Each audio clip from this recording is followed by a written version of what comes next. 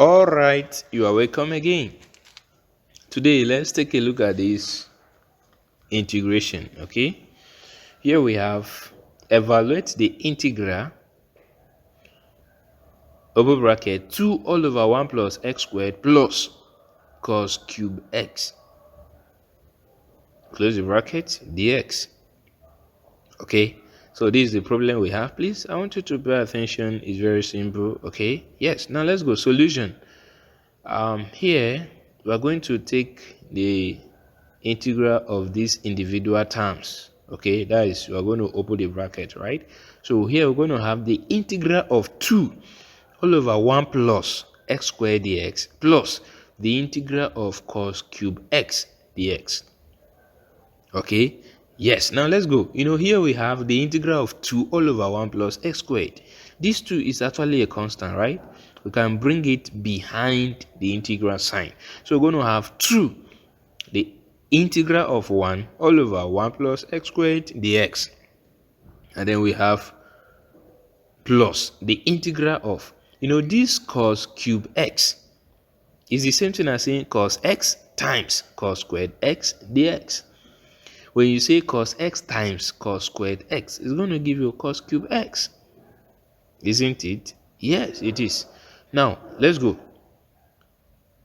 Let's evaluate this second integral, the second part of this integral, that says the integral of cos x times cos squared x dx. Please pay attention.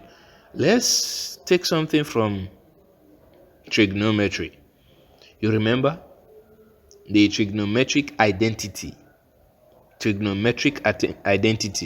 It says that sine squared x plus cos squared x is equal to 1.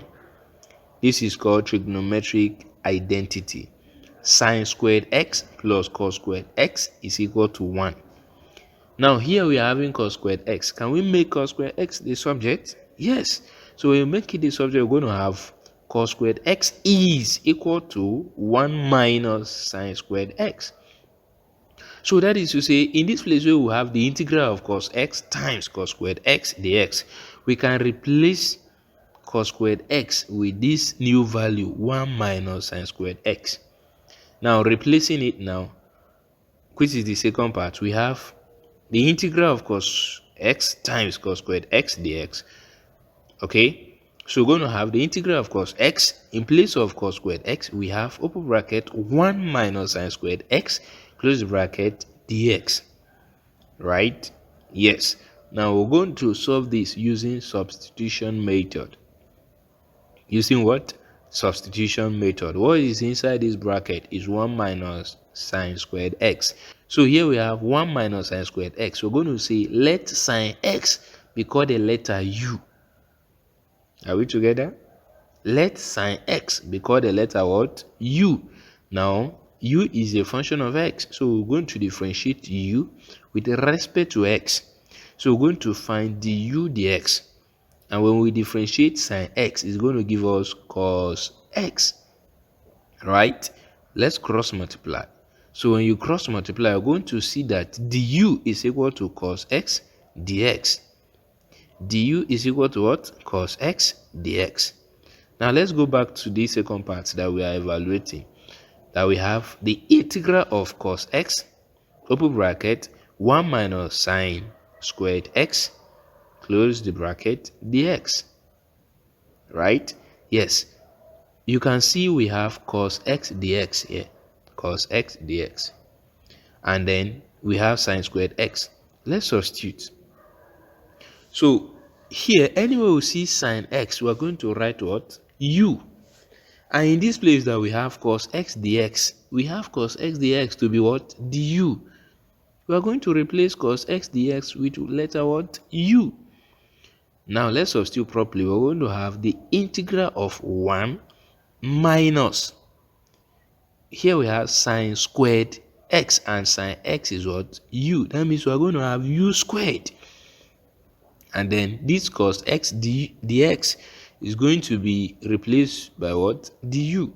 So here we're going to have 1 minus u squared in bracket du. Okay. Now let's use this integral to open it. We're going to have the integral multiplied by 1 is going to give you integral of 1 du. Then minus the integral of u squared du. Let's integrate. When we integrate, du is going to give us what? U. And then minus the integral of u squared du is going to give us u cubed all over 3 plus c. I'm very sure you are very familiar with these techniques, right? Good. Now, but you record that we declare the variable u to be what? Sine x. Now we can bring back the value of u, which is sine x, right? Good. Here, u minus u cubed all over 3 plus c, where we say that u is an x. So here we're going to have sine x minus, here we have u cubed. It's going to give us sine cube x all over 3 plus c. Are we together? Yes. So here we discovered that we just evaluated the second part of the integral, and the second part says cos cube x. So we integrate cos cube x is going to give us sine x minus sine cube x all over 3 plus c. Right? Good. Now look at it. The initial problem we have is this integral of 2 all over 1 plus x squared plus cos cube x dx, right? And we split it into 2 like this. Now look at this. Here we have 2 outside the integral sign, the integral of 1 all over 1 plus x squared dx. If you look at this integral very well, you will agree with me that it is a standard integral. Okay, is a trigonometric standard integral. And what is it? It is what? Tan inverse of x, or you say arc tan x. So the integral of 1 all over 1 plus s squared dx is a standard integral, which is equal to tan inverse of x. Are we together? Good.